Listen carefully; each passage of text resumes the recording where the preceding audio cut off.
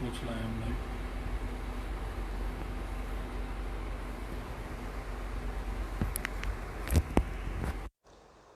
Good morning. Am I audible?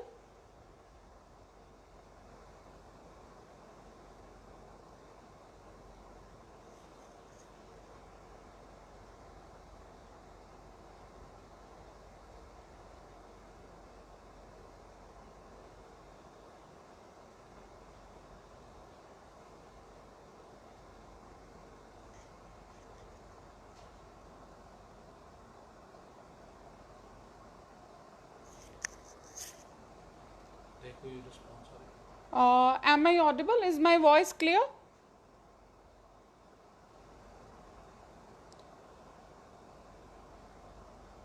Can someone please confirm? है।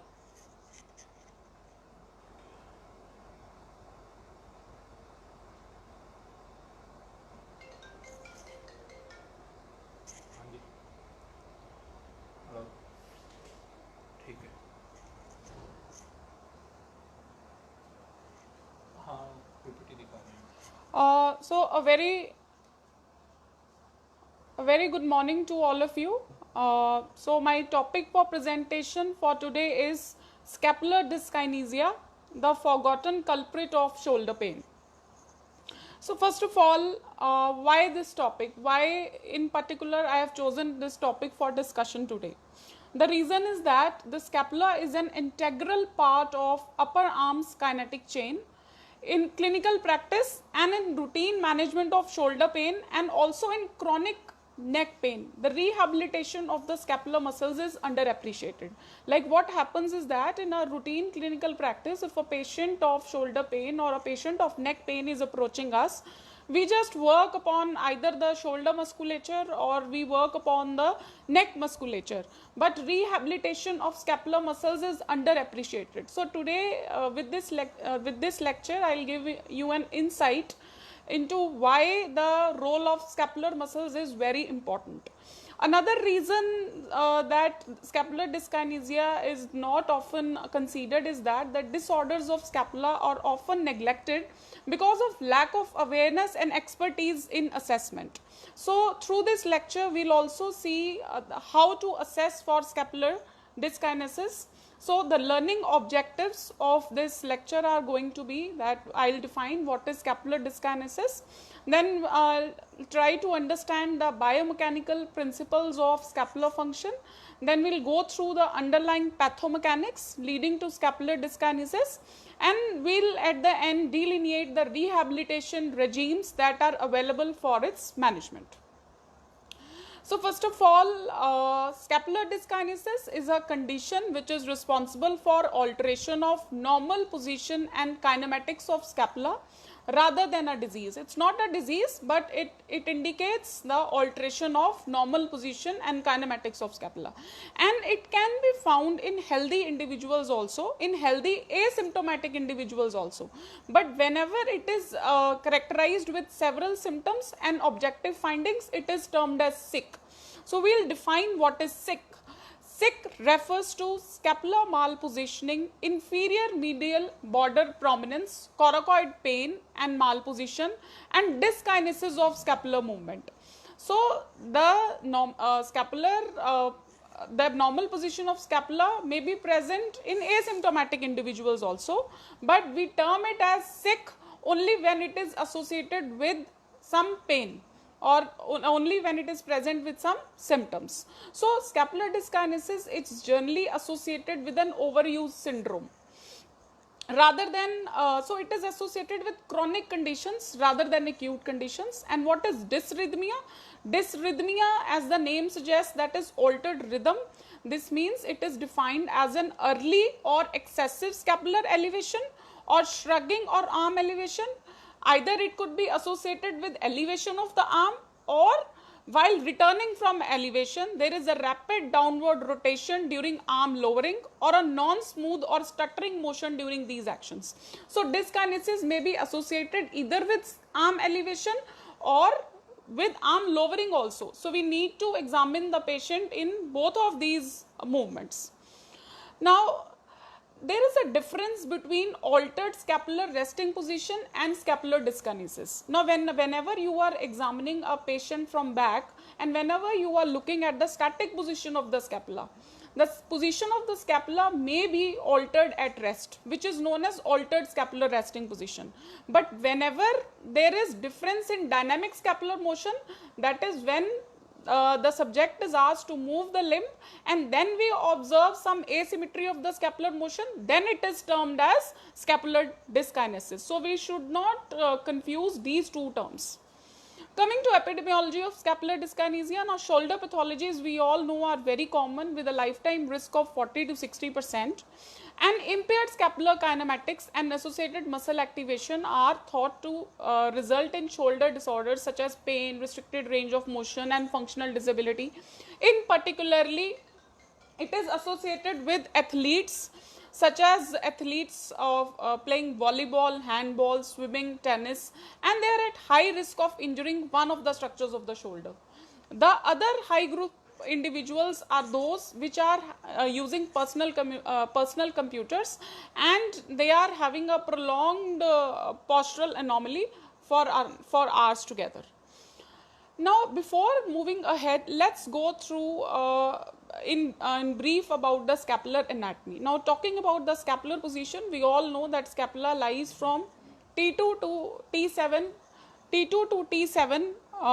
levels, T2 and T7 thoracic spine levels, and coming to the anterior or costal surface of scapula, we know that there are serratus anterior muscles and subscapularis muscle on the anterior or costal surface of the scapula, and a coracoid process, that is a small bony finger-like projection. It is seen on the anterior or costal surface of the scapula and it gives rise to pectoralis minor, biceps brachii and your coracobrachialis muscle. Coming to lateral surface of scapula, the lateral surface of the scapula, it contains the glenoid fossa and also they are supraglenoid and infraglenoid tubercles which provide attachment to the long head and short head of the biceps brachii and triceps brachii respectively.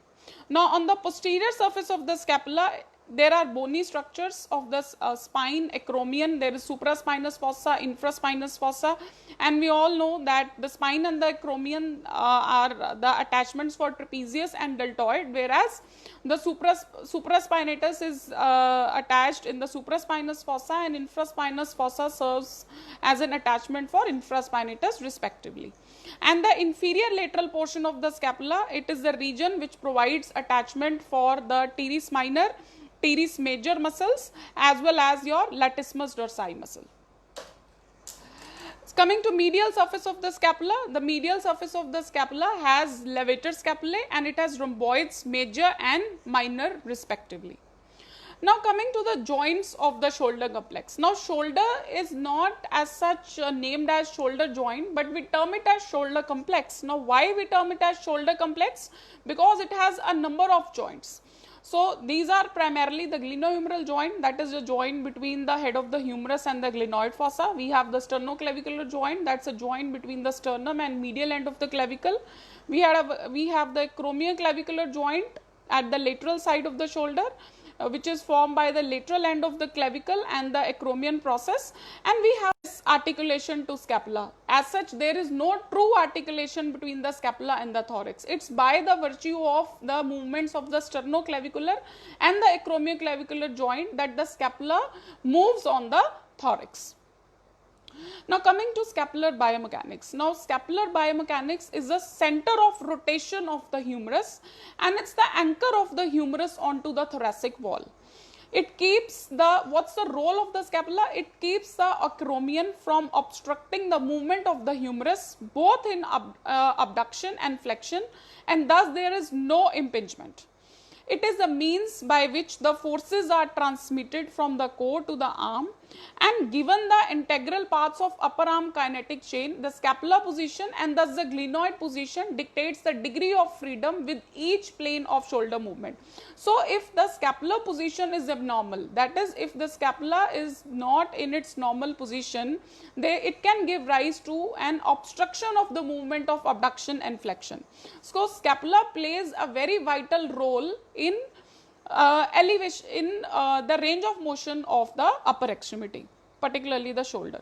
Now coming to the scapular movement, so the movements that are available at the scapula are elevation, depression, then there is protraction, retraction, internal and external rotation of the scapula, superior or inferior rotation. Superior or inferior rotation is your upward and downward rotation of the scapula, and anterior tilt and posterior tilt of the scapula. If you can visualize my hand, so there is scapular elevation, there is depression, there is protraction of the scapula, there is retraction of the scapula, there is external rotation of the scapula, there is internal rotation of the scapula, then there is upward rotation of the scapula, which is also known as the superior rotation, or there is inferior rotation of the scapula, and there is an anterior tilt or anterior tipping and posterior tilt or posterior tipping of the scapula.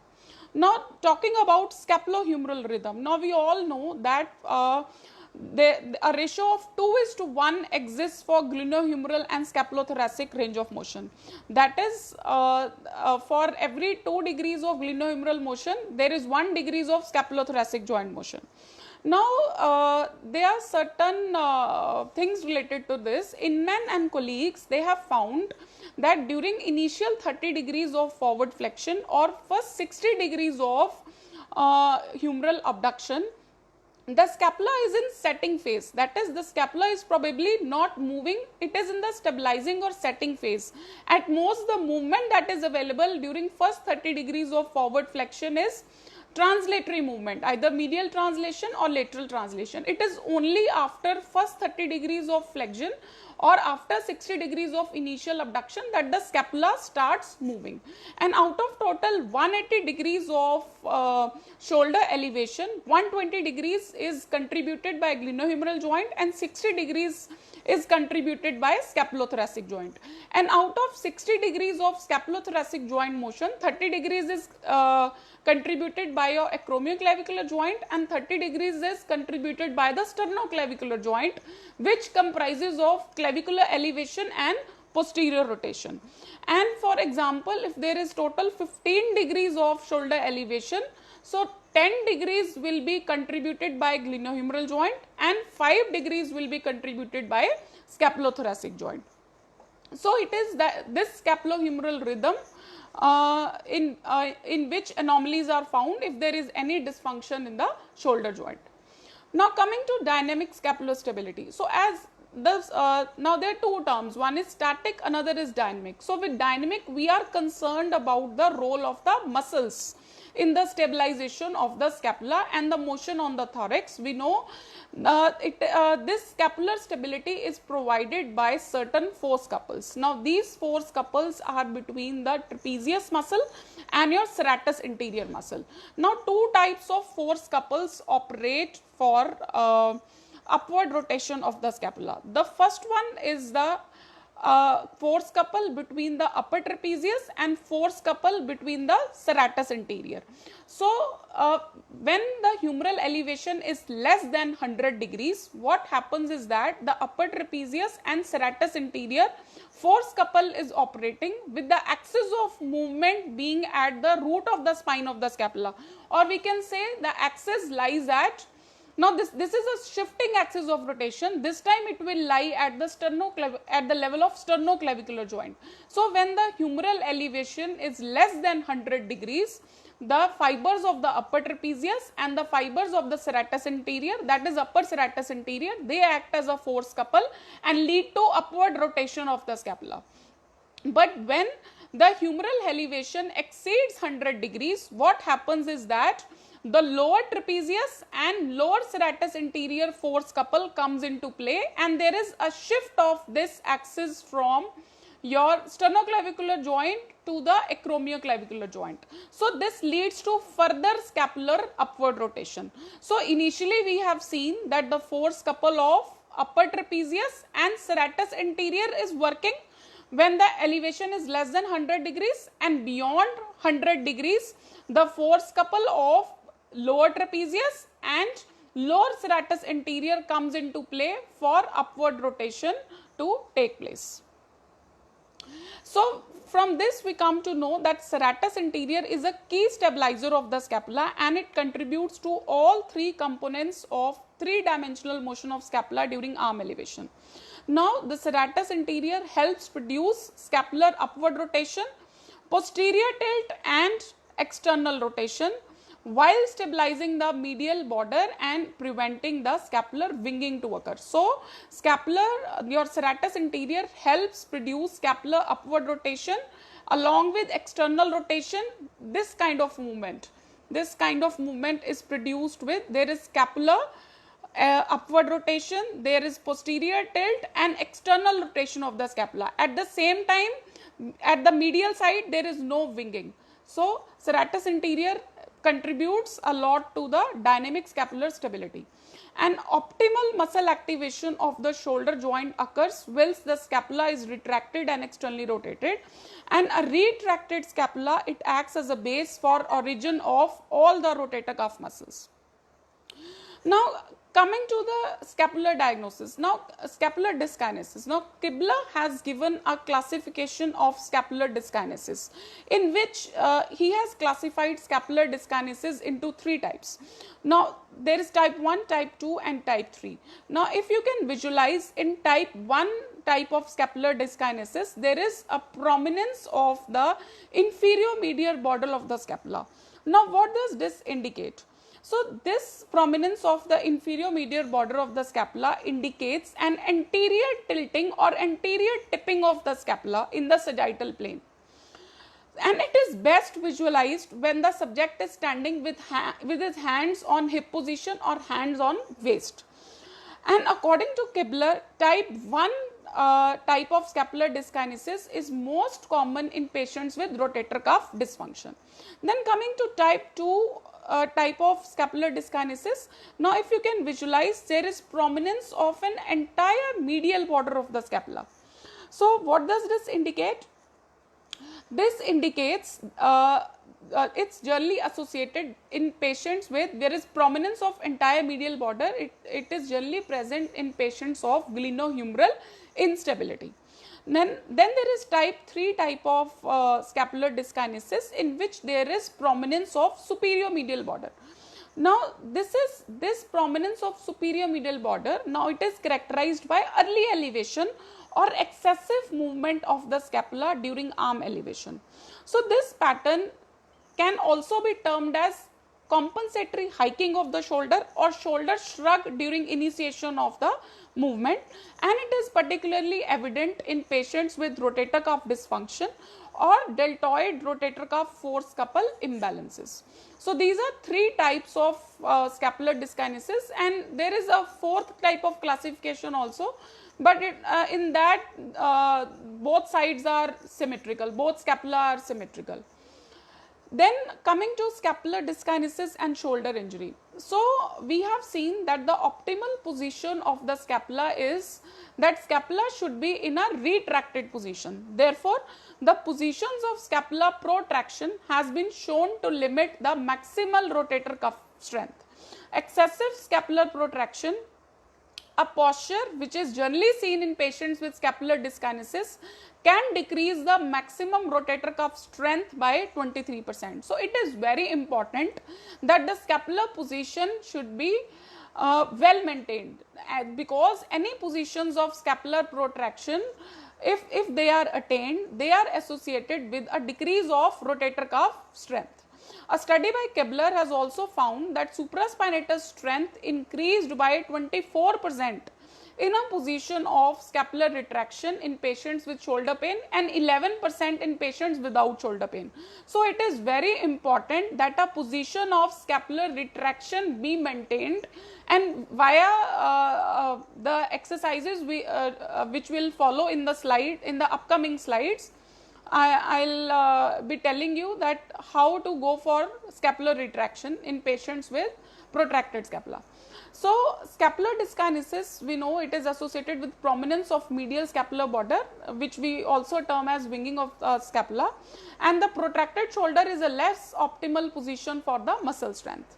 So now the muscle activation studies have shown that the increased protraction may be because of a combination of tightness of pectoralis minor and latissimus dorsi muscle and a decreased lower trapezius and serratus anterior activation. That is, there is an imbalance, there is a muscle imbalance. This muscle imbalance is created between the anterior muscle, that is pectoralis minor, and latissimus dorsi, which we know it is a medial rotator. Fine.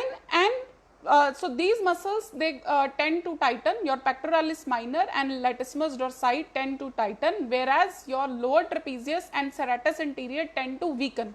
So this leads to an altered positioning of a scapula, and therefore it leads to altered scapulohumeral rhythm, and it tends to allow migration of the humeral head away from the joint center. And since there is migration of humeral head away from the joint center, it will lead to joint derangement and it will lead to further problems. So the causes of scapular dyskinesis can be of three types. They could be neck related problems, shoulder related problems, or posture related problems. So there are certain causative factors for scapular dyskinesis. So first of these is a nerve damage. So any nerve damage to long thoracic nerve which supplies your serratus anterior, or spinal accessory nerve which supplies to trapezius could be a causative factor for scapular dyskinesis. Now certain inflexibility factors such as glenohumeral internal rotation deficit, or a tightness of a posterior capsule, or a total range of motion deficit in shoulder, or simply a tightness of pectoralis minor can lead to this muscle imbalance that leads to scapular dyskinesis. Any weakness of lower trapezius or serratus anterior, or a hyperactivity of the upper trapezius, or a detachment of periscapular muscles, as can occur in a rotator cuff tear, could be a causative factor for scapular dyskinesis. Another causative factors could be kinetic chain problems, that is weakness of a hip or a leg or a core muscles could lead to scapular dyskinesis. Then there are certain bony factors such as exaggeration of thoracic kyphosis, or any clavicular fracture or scapular fracture, or certain joint factors such as acromioclavicular joint separation or glenohumeral instability, biceps tendinitis, or labral damage could be the causative factors for scapular dyskinesis.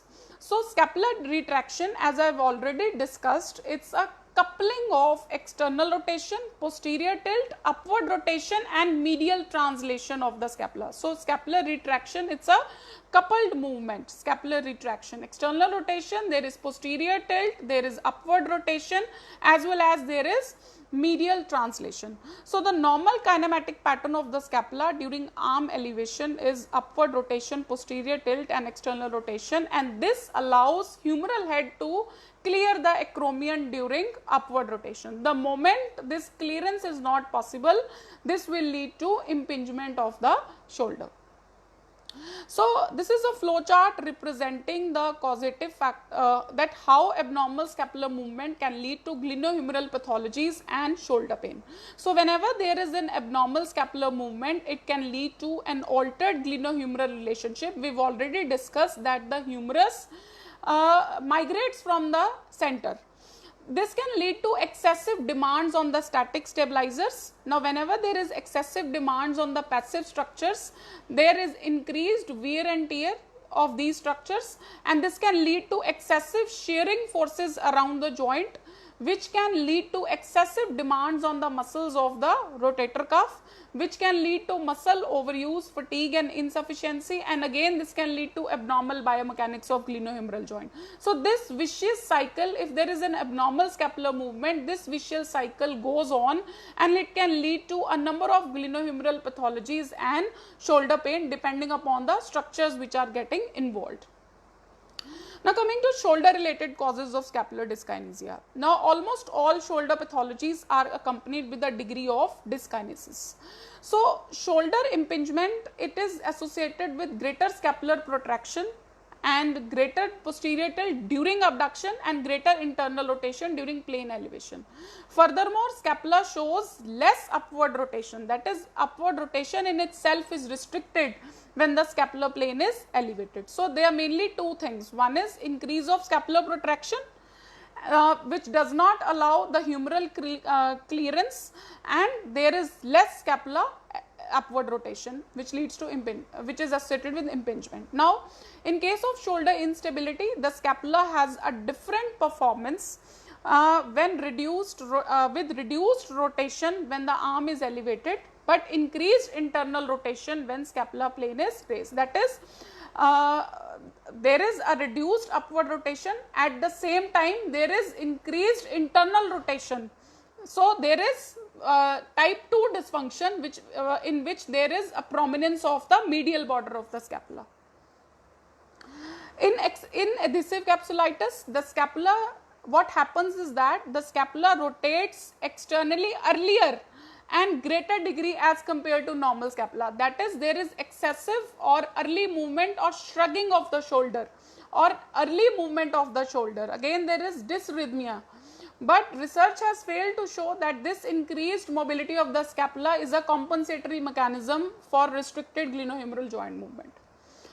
So, how can we describe this disturbance of scapular rhythm? Either there is an inappropriate pattern of muscle activation, that is, there is too slow or too fast muscle activation, or there is inappropriate force, that is, either the timing gets disturbed, timing of muscle activation is disturbed, or there is inappropriate force of muscle contraction. Either there is a too strong force or there is a too weak force. That means there is a disturbance in rhythm. So many muscles acting in different directions influence the scapula, and it is understandable that timing and force of muscle activity dictates the movement. So in case of impingement, for example, the upper and lower trapezius along with serratus anterior, they have an altered activation pattern in which there is trapezius which shows a greater strength of activation as compared to serratus. So in nutshell, there is disturbance of scapulohumeral rhythm either in terms of timing of the muscle activation or in terms of force of muscle contraction. Now, how tight tissues can lead to altered scapular mechanics? We know both the pectoral muscles and the glenohumeral joint have been identified as important factors. So the tightness of the muscles of the pectoral region, they promotes anterior translation of the shoulder girdle, and it is also associated with increase of internal rotation of the humerus. And the tightness of the posterior aspect of the glenohumeral capsule, it also shows an altered resting scapular position in which the it moves further anteriorly as compared to normal individuals, leading to shoulder impingement. Now coming to neck related pathologies, two types of neck pathologies can affect the shoulder. Either they are mechanical neck pain syndromes or cervical nerve root related syndromes. Now mechanical neck pain is defined as a group of pathologies which affects the joints and muscles of the neck, and it has been postulated that the body posture affects the muscle strength. And in fact, because of Western style of living and extensive use of computers, particularly nowadays in which we are going for virtual learning, it promotes a lots of altered positioning and slouched posture, and as a result the cervical spine and the upper thoracic spine lose their naturally occurring curvatures, and it can lead to muscle imbalance, and this muscle imbalance can further lead to scapular dyskinesis. Then nerve pathologies. Now we know that all the nerves that provide sensory and motor supply to the shoulder, they originate from the brachial plexus, particularly C5 C6 nerve root and accessory nerve. So pathologies arise whenever these nerves inappropriately fire, that is whenever this timing of firing is disturbed and there is inappropriate activation of one or more nerves around the scapula, which consequently disorganize the rhythm of the muscles of the scapula.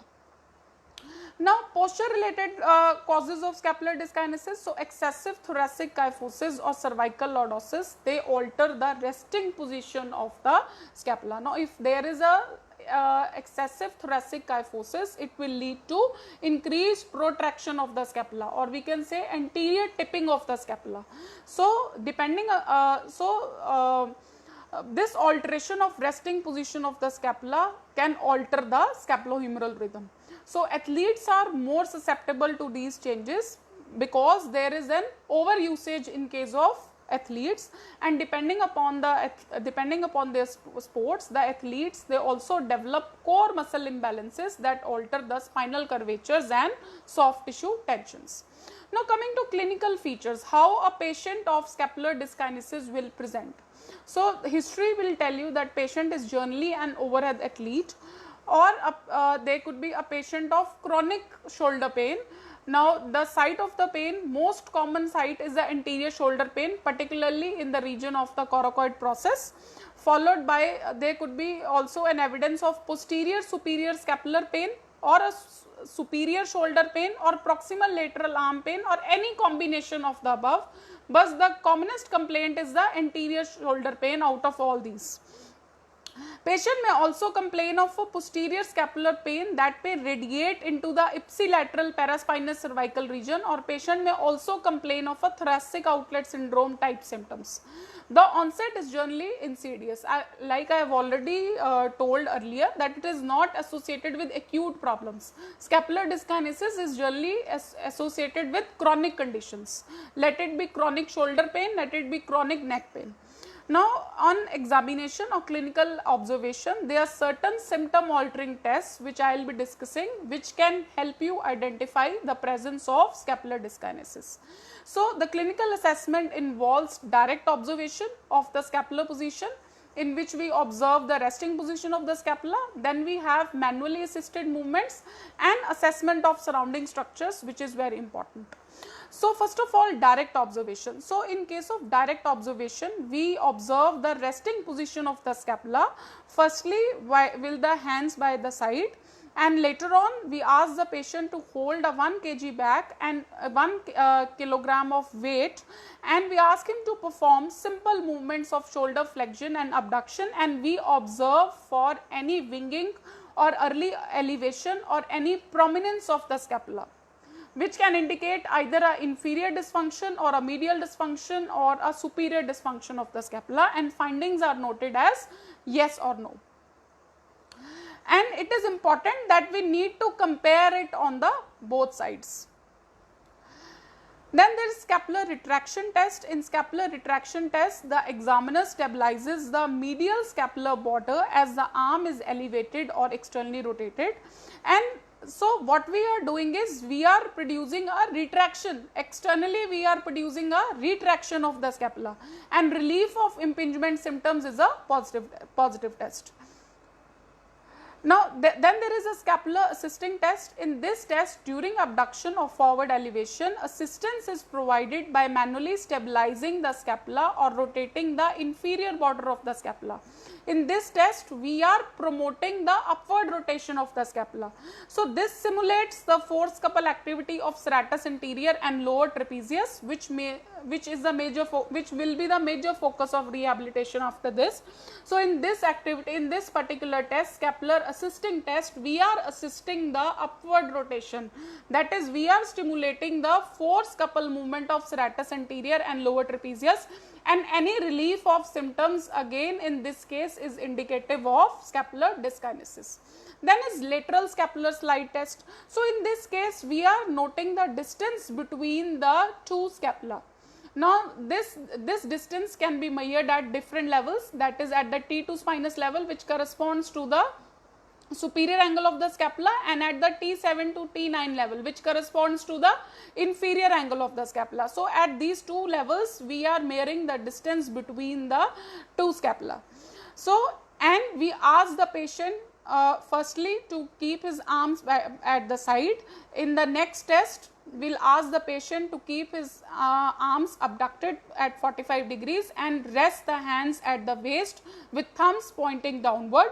And in the third position, we'll ask the subject to raise the arms to 90 degrees abduction with arms in internally rotated position, and then we note the distance between the scapula. Now the measurement should not vary more than 1 to 1.5 centimeter, as any differences of 1.5 centimeter may signify presence of scapular dyskinesis. Then there is isometric scapular pinch test, in which the patient is asked to squeeze or retract the scapula as hard as possible. So if an individual is able to hold or squeeze the scapula for 15 to 20 seconds without any burning pain or notable weakness, then there is no problem. But if there is burning pain, that indicates again a weakness of the scapular muscles. Then there is scapular load test. Now in a position of lateral scapular slide test, we go for manual load. A manual load is applied in anterior, posterior, inferior and superior direction to the arm, and scapula should not move more than 1.5 centimeter. And then there is wall push-up test, which is a commonest test for serratus anterior, which we are aware of, and patient performs wall push-ups for 15 to 20 times, and weakness of scapular muscles will usually show up with 5 to 10 push-ups. So we should not perform it only for 1 or 2 times, but ideally it should be done for 5 to 10 repetitions for push-up should be done, so that the weakness of the muscles is evident. So these were some of the tests which could help us know the presence of scapular dyskinesis. That is the retraction test, scapular assistance test, lateral scapular slide test, isometric scapular pinch test, scapular load and wall push-up. Generally we go for scapular retraction and scapular assistance test in clinical practice. And then assessment of surrounding structures is very vital. So you need to assess the structure surrounding the scapula. You need to assess for thoracic spine, you need to go for tests for acromioclavicular joint, particular tests for rotator cuff muscles, for bicipital tendinitis, and it is important to assess these structures to differentially diagnose any other causes of the symptoms. Now coming to management of the scapular dyskinesis. So surgical intervention is required only in cases where there is bony derangement or tissue derangement, such as in cases of acromioclavicular joint separation or clavicular fractures or labral tears. Only these require fixing it up with surgery. Otherwise, a large number of cases which are because of muscle imbalance, that is either because of poor flexibility of pectoralis major minor and latissimus dorsi muscle, or muscle weakness in case of lower trapezius, middle trapezius, rhomboids and serratus anterior. So a large number of cases can be managed successfully with strengthening or flexibility of these structures.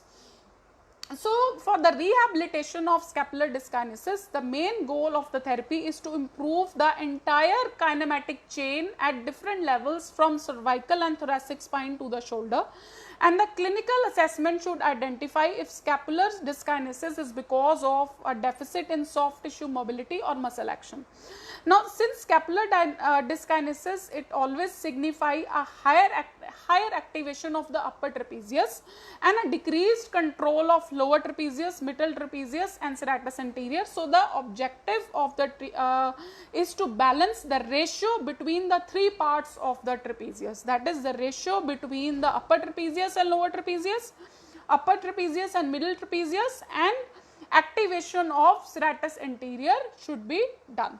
Now these are certain exercises for soft tissue mobility. We all know the T stretch, which we generally recommend for pectoralis major and minor tightness, and this one is the cross body stretch. This is done for tightness of the posterior capsule of the shoulder, and a sleeper stretch, which is again done for tightness control for daily activities, and third is control in athletic performance.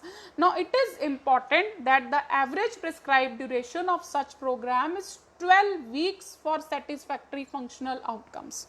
So these exercises need to be done for a minimum of 12-week duration to be successful. Specific groups that have higher needs, such as volleyball players, can undergo longer programs than 3 months. Now these are a set of scapular muscle exercises which have been given by Cools et al. Now it comprises a set of exercises in which prone extension is simple, in which the patient is advised to go for simple prone extension with weights, then prone horizontal abduction, then forward flexion in side lying position, side lying external rotation, shoulder flexion with glenohumeral horizontal abduction load that can be done against a TheraTube or a TheraBand, and shoulder flexion with the glenohumeral abduction load using a flex ball can be done. Now coming to active conscious control. So the scapular musculature, they require reorientation in order to re-engage the correct pattern of activation. So it is important that the inferior part of the trapezius can be reoriented with the scapular orientation exercises that promotes targeted re-engagement of the muscle under the tactile feedback from other limb. So further to the rehabilitation of the muscles, the surrounding structures, they need to be involved. It is very important to maintain a neutral spinal position while rehabilitation of these structures. So the rehabilitation should emphasize, it should start proximally and it should end distally. So the proximal control of core stability is achieved through a rehab regimen in which a larger muscles of lower extremity are used, larger muscles of trunk and lower extremity are used for treatment of shoulder and scapula. For example, a position of hip flexion and trunk flexion, they facilitate scapular protraction, whereas a position of retraction, a position of trunk extension and a position of hip extension, they enhance scapular retraction. So here we need to focus on posture of retraction. So we need to go for hip extension and trunk extension exercises so as to treat this whole of the kinetic chain. Now, for strength and control of daily activities, the main concept of this stage is concurrent activation of muscles in order to perform activities of daily life. So the prescription should include both open kinetic chain exercises and closed chain exercises. So open kinetic chain exercises, they include certain exercises such as low row, inferior glide, lawn mover exercises and robbery exercises. Whereas closed chain activities, they aim to promote the awareness of the joint in space, that is proprioception of the muscles. So these are a set of given by Blackburn. In this again the patient is in prone position and is asked to squeeze the both scapula together, and the arm position is varied, with the arms being in 90 degrees of horizontal abduction or arm being in external rotation, and arms with abduction and external rotation. And this sixth one exercises, particularly this is for lower fibers of trapezius. Then scapular stability exercises can also be done using a TheraBand for scapular retraction and depression with in standing position as well, in which the patient is asked to hold the TheraBand and go for horizontal abduction of the shoulder with arms in 90 degree position. The patient is asked to squeeze the scapula while stretching out the band, or this can be done in external rotated position of the shoulder as well. Then there are certain exercises which are closed chain exercises which are termed as scapular clock exercises. So in this, the patient is asked to fix the extremity with the wall, with the hand being a level slightly above that of shoulder and elbow being at a level slightly below the shoulder, and the patient is asked to squeeze the scapula or move the scapula either towards the opposite hip, hold there for 2 seconds and come back, or the patient is asked to move the scapula towards the opposite shoulder. So these certain set of exercises are known as scapular clock exercises, which are again done to promote the activation of the rhomboids, lower and middle trapezius muscle, as well as activate serratus anterior muscles. Then it's very important that we also go for proprioceptive training. So this proprioceptive training for scapular muscles can be done against the exercise ball as well. So for control in athletic performance, so depending upon the sport and functional needs of the individual, a detailed prescription of muscle strengthening exercises should be done, which are depending upon the sport that the athlete is going to play, and we should strictly adhere to the principles of scapular control and task specific muscle strength. So the bottom line is that scapula is an underappreciated component of the kinematic chain, and the importance is highlighted after significant improvements in functional ability after rehabilitation. So if we incorporate these scapular exercises in our routine clinical practice in each and every patient of shoulder pain and in case of chronic neck pain, you will see excellent results.